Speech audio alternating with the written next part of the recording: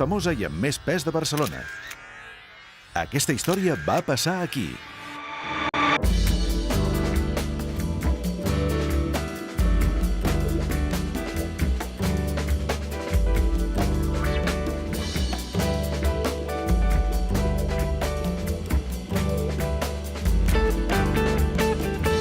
Ens trobem davant de l'Hotel Vegués, a la Rambla de Barcelona, seu històrica des de l'any 48 fins al 2009 aproximadament de la joieria Vegués, que avui està al Passeig de Gràcia, i on s'hi trobava la històrica bàscula coneguda com la bàscula del regulador.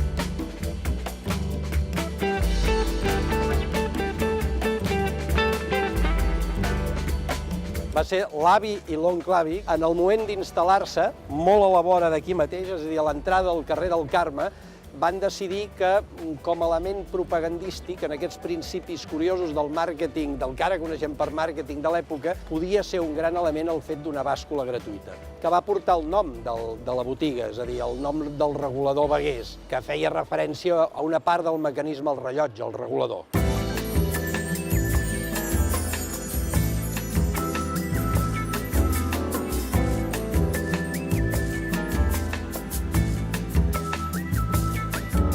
De fet, ara som davant del que abans era l'entrada del vestíbul de la joieria al carrer del Carme i que en aquests moments és l'entrada de mercaderies de l'hotel, com es pot veure. Però aquí hi havia un vestíbul magnífic on hi havia instal·lada, de fet, exactament en aquest punt, la bàscula. En aquest sentit, les cues venien des d'aquí i en moltes ocasions arribaven fins a la Rambla, per tant, cues de 10, 15, 20 metres de gent esperant el seu torn per poder-se pesar. De fet, la bàscula complia una veritable funció social. Ja era un patrimoni del barri. De fet, nosaltres érem simplement uns administradors d'un objecte que era propietat col·lectiva. I en aquest sentit, quan va desaparèixer, perquè s'havia d'organitzar aquí l'entrada de mercaderies, durant molt de temps la gent venia, no trobava la bàscula i entraven o buscaven amb qui protestar. Nosaltres vam rebre cartes, vam rebre trucades de telèfon de gent que es queixava dient, escolti, perdoni la bàscula. De fet, aquesta bàscula encara existeix. Ara la podem anar a veure gràcies a un acord que vam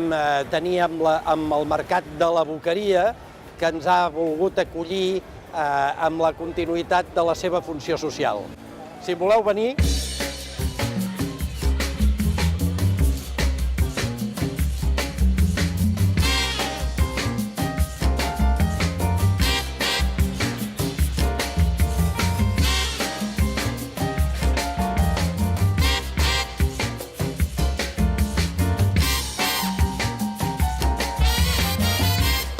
Aquest és l'objecte. Nosaltres sempre havíem considerat la Boqueria el nostre germà gran i, per tant, el fet que estigui aquí per nosaltres és un motiu d'orgull i un honor. La bàscula, com veieu, és una bàscula de caràcter mecànic. Era molt bonic perquè veies exactament com es movia el mecanisme quan et pesaves, amb un nivell de precisió molt gran, perquè té precisió de 200 grams, i on tu tenies, a més, un petit ganxo a l'esquerra en el que podies penjar-hi els teus objectes. En algun cas, això havia servit perquè alguna persona inclús quedés amb calçotets i samarreta, és a dir, despullant-se davant de la cua, que quedava, evidentment, perplexa davant del fet, per tal de tenir un pes exacte sense l'afegit del vestit.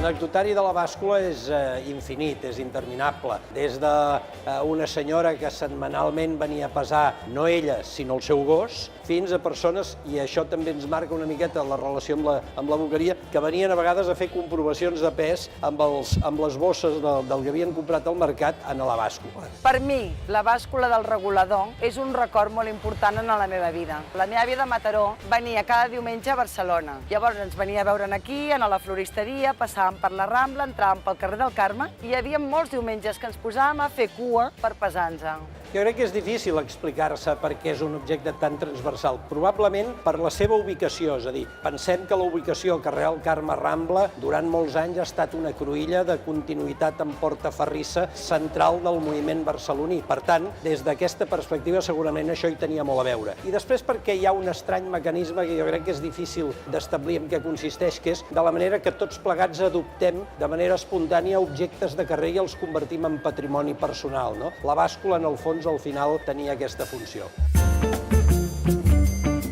durant molts anys, des que soc nen, teníem botiga aquí a la Rambla, i una de les coses ja de més jove que feia molta gràcia sempre era fer la volteta, passar pel carrer del Carme, parar a Can Bagués i passar-se al regulador, perquè a mi, de criu, em feia gràcia, evidentment, el fet d'una bàscula de les clàssiques, i a més sempre em fixava que tenia un ganxet al costat perquè, sobretot les senyores, deixessin la bossa. Era una activitat que, sense ser una cosa que t'expliqués la gent, ho fèiem tots.